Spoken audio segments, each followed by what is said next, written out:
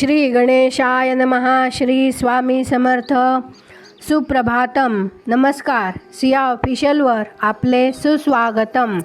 योगेशं सच्चिदानंदं वासुदेवं व्रजप्रियं धर्मसंस्थापकं वीरं कृष्णं वंदे जगद्गुरुं. आज आपण महाभारतातल्या पहिल्या खंडातल्या आदी पर्वातले पांडवांचे वैवाहिक पर्व हे उपाख्यान पुढे वाचायला सुरुवात करूया. वैशंपायन म्हणाले, नंतर पांचाल राज महातेजस्वी द्रुपदाने राजकुमार युधिष्ठिराला जवळ बोलावले आणि ब्राह्मणाला उचित अशा रीतीने त्याचे आतिथ्य केले. आणि त्या उज्ज्वल कुंतीपुत्र युधिष्ठिराला त्याने विचारले, तुम्ही क्षत्रिय आहात की ब्राह्मण आहात, अथवा ऐश्वर्यशाली वैश्य आहात की शूद्र योनीत जन्मलेले आहात, की अतिमानुष दैवी शक्तीचा म्हणजे मायेचा अवलंब करून सर्व जगभर संचार करणारे ब्राह्मण आहात. याचा उलगडा आम्ही करावा तरी कसा? कृष्णेच्या स्वयंवराचा सोहळा पाहण्यासाठी पृथ्वीवर अवतीर्ण झालेले देव तर तुम्ही नाहीत ना? या बाबतीत नाना प्रकारच्या शंका कुशंकांनी आमच्या मनात काहूर केले आहे. जे काय सत्य असेल ते सांगून मोकळा हो. आमच्या शंकांचे निरसन झाले म्हणजे आम्हाला खरेखुरे समाधान वाटेल. हे शत्रुघ्नवीरा, कदाचित आम्हा सर्वांचे भाग्यही उजळेल. जे काही खरे असेल ते अगदी मोकळ्या मनाने सांगून टाक. प्रतिष्ठित क्षत्रियांना सत्यच साजून दिसते आणि जर तू असत्य बोललास तर तुझ्या याग इत्यादी इष्ट आणि वापी कुपत डागादी आपूर्त कर्मांचे फळ व्यर्थ होईल. म्हणून असत्य बोलू नकोस. देवतुल्य शत्रुघ्नवीरा, तुझ्याकडून उत्तर मिळाले म्हणजे यथाविधी कृष्णेचा विवाह समारंभ पार पाडण्याचे मी ठरवले आहे.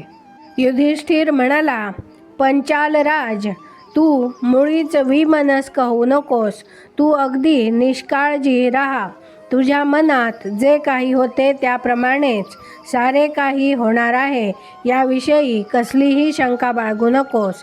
पंचालराज, आम्ही क्षत्रियच आहोत. महाभाग पांडूचे आम्ही पुत्र आहोत. मी सर्वात ज्येष्ठ युधिष्ठिर असून हा भीम आणि हा अर्जुन आहे. याच दोघांनी स्वयंवर मंटपात जमलेल्या राजांच्या समाजामध्ये तुझी कन्या जिंकली. ते दोघे नकुल सहदेव आहेत आणि जिथे तुझी कन्या कृष्णा आहे तिथेच आमची माता कुंती आहे. माझ्या मनातले शल्य काढून टाक. तुझ्या मनातले शल्य काढून टाक. राजा, आम्ही क्षत्रियच आहोत आणि म्हणूनच पद्मिनी एका सरोवरातून दुसऱ्या सरोवरात जावी, त्याप्रमाणे तुझी ही कन्या एका राजकुळातून दुसऱ्या राजकुळात गेली आहे. राजा, जे खरे आहे ते सारे मी जसेच्या तसे तुला मोकळेपणाने सांगून टाकले आहे. तूच आम्हाला आमच्या पित्याच्या ठिकाणी आहेस आणि तूच आमचा खराखुरा आधार आहेस.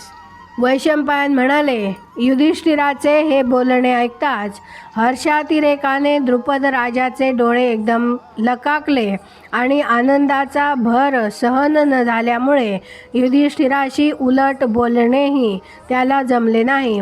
मोठ्या कष्टाने त्या पराक्रमी राजाने आपल्या उत्कट आनंदाला बांध घातला आणि युधिष्ठिराशी तो त्या समयाला उचित अशा गोष्टी बोलला.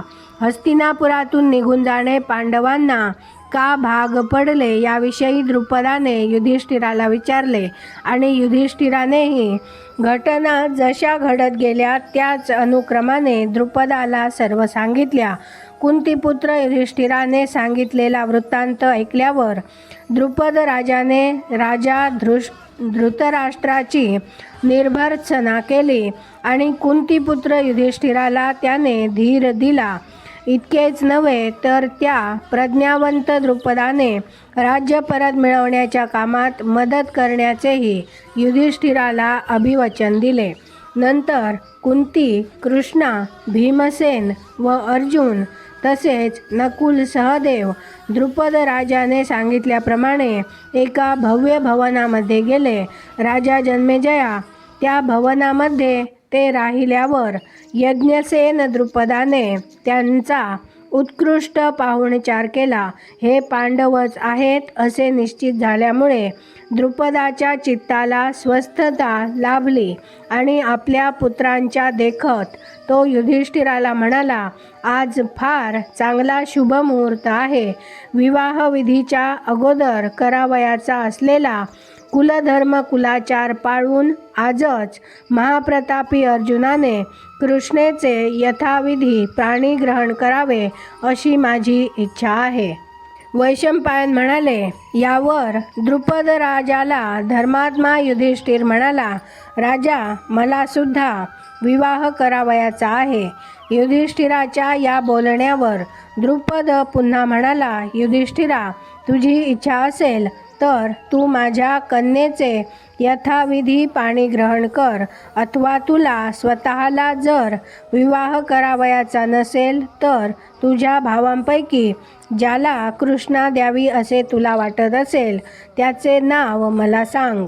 द्रुपदाच्या या बोलण्यावर युधिष्ठिर त्याला म्हणाला, राजा द्रौपदी आम्हा 5ही भावांची पत्नी होईल आणि माझी आईसुद्धा पूर्वी असेच म्हणाली होती. मी अजून अविवाहित आहे आणि भीमसेनही अविवाहित आहे. तुझे हे कन्यारत्न अर्जुनाने जिंकले आहे.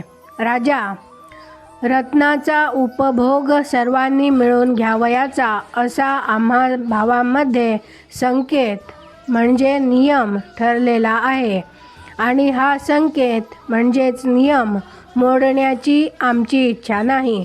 द्रौपदी आम्हा सर्वांची पत्नी होईल ती धर्माला अनुसरूनच.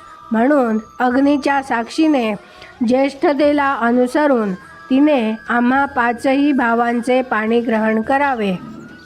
द्रुपद म्हणाला, युधिष्ठिरा एका पुरुषाने अनेक भार्या कराव्यात अशीच रीत आहे, पण एका स्त्रीला अनेक पती असू शकतात हे मात्र आम्हाला मुळीच माहीत नाही. युधिष्ठिरा तू जे म्हणालास ते जगाच्या रहाटीच्या अगदी विरुद्ध आहे आणि ते वेदांनाही विरोधी आहे. तू धर्मज्ञ आणि शुद्ध मनाचा आहेस.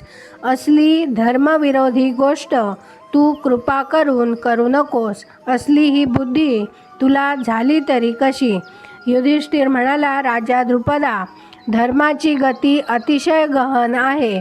त्याचे यथातथ्य स्वरूप आपल्याला कळावयाचे नाही. प्राचीन काळापासून आमचे पूर्वज ज्या मार्गाने गेले त्याच मार्गाने त्यांच्या पावलावर पाऊल ठेवून आम्ही जात आहोत. माझी वाणी आजवर कधीही असत्य बोलली नाही आणि माझी मती अधर्माकडे वळणार नाही. माझ्या आईचा हाच विचार आहे आणि मला सुद्धा तसेच वाटत आहे. राजा हा शाश्वत धर्म आहे. कसलीही शंका न घेता तू त्याचे आचरण कर. राजा या बाबतीत मनामध्ये कसलाही किंतु येऊ देऊ नकोस. द्रुपद म्हणाला, युधिष्ठिरा तू स्वतः, तुझी माता कुंती आणि माझा पुत्र धृष्टद्युम्न तिघेही विचार करा आणि काय करावयाचे ते ठरवा आणि मला तसे कळवा. म्हणजे उद्या सुमुहूर्तावर आपण विवाह समारंभ उरकून टाकू. वैशंपायन म्हणाले, राजा जन्मेजया ते सर्वजण एकत्र विचार करीत बसलेले असतानाच द्वैपायन व्यास महर्षी योगायोगाने तेथे आले. आज आपण इथे थांबूया. पुढची कथा आपण उद्या वाचूया. माझ्या या ऑफिशियलला सबस्क्राईब केले नसेल तर कृपया आत्ताच सबस्क्राईब करा आणि दररोज महाभारत कथा ऐकण्याचा आनंद अवश्य घ्या. बाजूच्या बेलवर क्लिक करून लाईक करायला विसरू